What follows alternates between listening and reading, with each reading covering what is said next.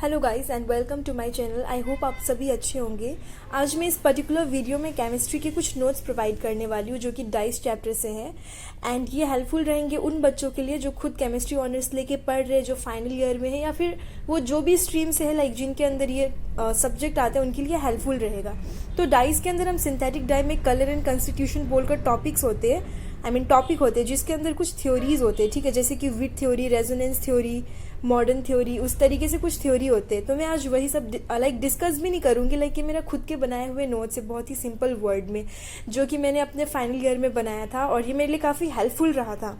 तो मैं वही प्रोवाइड करने वाली हूँ और ये मैंने बहुत ही सिंपल वर्ड में बनाया, तो आपके लिए बहुत ईजी टू अंडरस्टैंड होगा और आप इसको बड़े आराम से पढ़ सकते हो, समझ सकते हो, ठीक है, क्योंकि मैंने छोटे छोटे करके लिखे, जहाँ पे बड़े लिखने की ज़रूरत पड़ी वहाँ पे बड़े लिखे। तो शुरू करते हैं। तो विच थ्योरी को हम क्रोमोफोर एंड ऑक्सोक्रोम थ्योरी भी बोलते हैं। मैं इसको समझाने नहीं वाली, I just read it out, ठीक है, क्योंकि ये ऑलरेडी बहुत सिंपल वर्ड में है और ये बस मैं एज अ नोट प्रोवाइड कर रही हूँ आपको, बट मैं एक बार रीड कर देती हूँ। जैसे कि विच थ्योरी को हम क्रोमोफोर एंड ऑक्सोक्रोम थ्योरी भी बोलते हैं, तो हम समझते हैं कि क्रोमोफोर क्या होता है। तो क्रोमोफोर को हम इधर पे देख सकते हैं। The colour of a substance is mainly due to the presence of an unsaturated group. Unsaturated मतलब जिसमें डबल बॉन्ड या ट्रिपल बॉन्ड होता है, उनको हम अनसैचुरेटेड ग्रुप्स बोलते हैं, जहाँ पे कॉन्जुगेशन प्रेजेंट रहता है, is known as chromophore. The important chromophores are given below. यहाँ पे मैंने नीचे कुछ एग्जाम्पल्स लिखे हैं। आपको इतना एग्जाम में लिखने का जरूरत नहीं है, अगर आ भी गया तो। वैसे तो कॉलेज में हमें इतना इजी क्वेश्चंस नहीं आते, पर अगर आए तो ये मैंने जस्ट हमें आइडिया हो, अगर हम किसी कोई स्ट्रक्चर को देखें और उसमें अगर हमें ये सब मिल गया तो हम उसको पहचान सकते कि ये क्रोमोफोर प्रेजेंट है, इसलिए मैंने यहाँ पे मेंशन किया। जैसे कि हम देख सकते हैं ये नाइट्रोसो ग्रुप है, फिर उसके बाद नाइट्रो है, उसके बाद अजो है, अजोक्सी है, इथिलीन है, कार्बोनिल, थायोकार्बोनिल, डाई कार्बोनिल, ऑर्थोक्यूनोनॉइड है एंड पैराक्यूनोनॉइड है। क्यूनोनॉइड बेसिकली जहाँ पे ऐसे दो डबल बॉन्ड आ जाते हैं ना, उसको बोलते हैं, ठीक है। मैंने इसको इसी वे से समझा, अपने अंडरस्टैंडिंग के हिसाब से मैंने ये चैप्टर पढ़ा था और खुद से नोट्स बनाए थे। So the chromophores are of the following two types. Chromophores भी दो टाइप के होते हैं, ठीक है, independent chromophore and dependent chromophore, और ये मैं बस आपके अंडरस्टैंडिंग के लिए बता रही हूँ। दीज आर सफिशिएंट, हम इंडिपेंडेंट का पढ़ते हैं, these are sufficient to impart colour to the compound and require no other group for this purpose.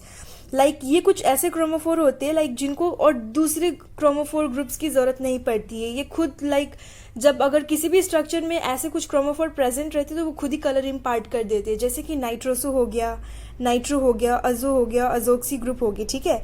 And dependent chromophore में क्या होता है, कुछ ऐसे क्रोमोफोर जो खुद तो है क्रोमोफोर, लेकिन फिर भी वो अगर हम किसी स्ट्रक्चर में उस क्रोमोफोर को पाते हैं तो वो फिर भी कलरलेस होते हैं, उनको ज़रूरत होती है एक और क्रोमोफोर की। जैसे कि अगर हम एसीटोन की एग्जांपल में देखें तो यहाँ पर CO बोलकर, sorry for the noise, actually मेरा घर रोड साइड में ही है, I hope please cooperate, okay.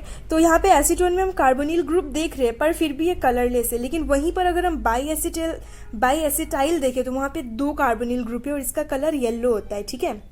These chromophores alone may not impart a color to the compound and depend on some other chromophore for imparting color to the substance. For example, acetone which contains a carbonyl group is colorless, but biacetyl which contains 2 carbonyl group is yellow.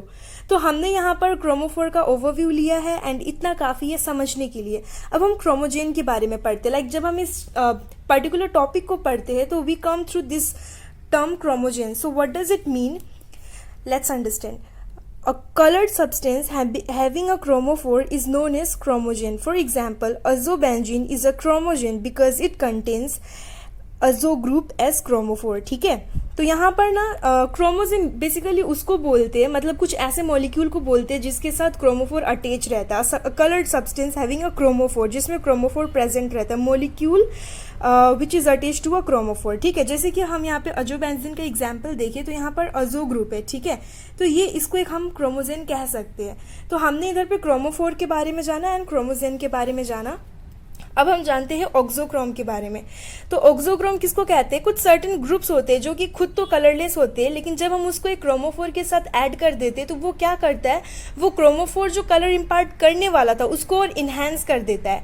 इसके बारे में हम आगे अच्छे से पढ़ेंगे कि ये कैसे करता है, लेकिन अभी हम बस ऑक्सोक्रोम को लाइक बेसिक अंडरस्टैंडिंग के लिए जान रहे, ठीक है। तो जो ऑक्सोक्रोम होते हैं वो एसिडिक ऑक्सोक्रोम भी होते हैं और बेसिक ऑक्सोक्रोम भी होते हैं। तो यहाँ पर आप एसिडिक के लिए मैंने यहाँ पे लिखा है कार्बोक्सिलिक ग्रुप है, SO3H है और उसके बाद OH है। उस तरीके से आप यहाँ पे देख लो, ये है बेसिक।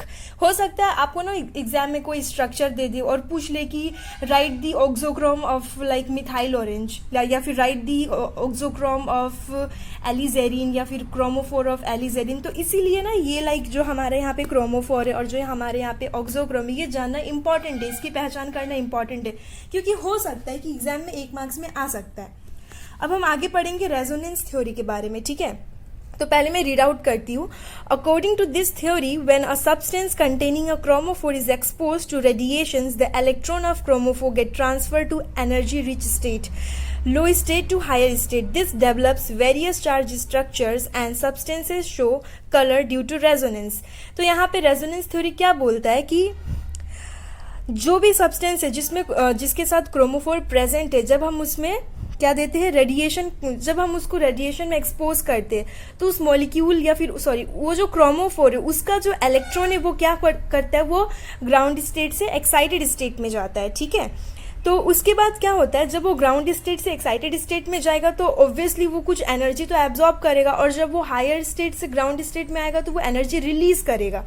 तो वो तो बात की बात है, लेकिन जब ऐसा होता है तो क्या होता है कि यहाँ पर रेजोनेंस क्रिएट हो जाता है, ठीक है। यहाँ पे जैसे कि मैंने एग्जाम्पल लिया नाइट्रोबेंजीन का, इधर पे देख सकते हो। This charge structure absorb light of longer wavelength and produce a pale yellow colour. Auxochromes enhance resonance by interacting their lone pair of electron present on the key atom with the electron of ring.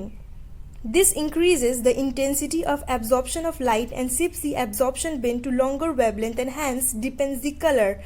तो इससे हमें क्या पता चल रहा है, देखो chromophore के बारे में हम रेजोनेंस में क्या पढ़ रहे हैं कि जब भी कोई मॉलिक्यूल को हम रेडिएशन में एक्सपोज करते तो जो क्रोमोफोर होता है उसका जो इलेक्ट्रॉन होता है वो उस रेडिएशन को लेता है और वो ग्राउंड स्टेट से एक्साइटेड स्टेट में जाता है, जिसकी वजह से क्या होता है मॉलिक्यूल का रेजोनेंस स्ट्रक्चर बनने लग जाता है, इलेक्ट्रॉन्स का डीलोकलाइजेशन होने लग जाता है, तो उसके वजह से हमें कलर दिखता है। लेकिन ऑक्सोक्रोम क्या करते हैं, क्योंकि ऑक्सोक्रोम के पास already lone pair of electron होता है, तो वो उसके जो लोन पेयर ऑफ इलेक्ट्रॉन होता है वो इस रेजोनेंस के साथ इंटरैक्ट करता है, जिसके वजह से क्या होता है कि ये इन्हेंस कर देता है कलर को, जैसे कि हमने वहां पे भी मैंने बताया था। उसी तरीके से अगर हम नाइट्रोएनिलीन का एग्जाम्पल देखें तो नाइट्रोएनिलीन, क्योंकि हम अगर इसको हटा दे तो इसका हम मतलब रेजोनेंस हमने यहाँ पे देखा है, लेकिन जब हम इसमें NH2 डालते हैं तो NH2 क्या है, NH2 एक बेसिक ऑक्सोक्रोम है जिसके पास एक लोन पेयर होता है, ठीक है। तो ये क्या करता है, ये अपना जो इसका लोन पेयर ऑफ इलेक्ट्रॉन है ये इस ऑलरेडी जो रेजोनेंस हो रहा था उसके साथ इंटरेक्ट करता है और इसके कलर को और इंटेंस कर देता है। यही रीजन है कि इसका कलर पेल येलो होता है लेकिन इसका कलर ऑरेंज रेड होता है, ठीक है।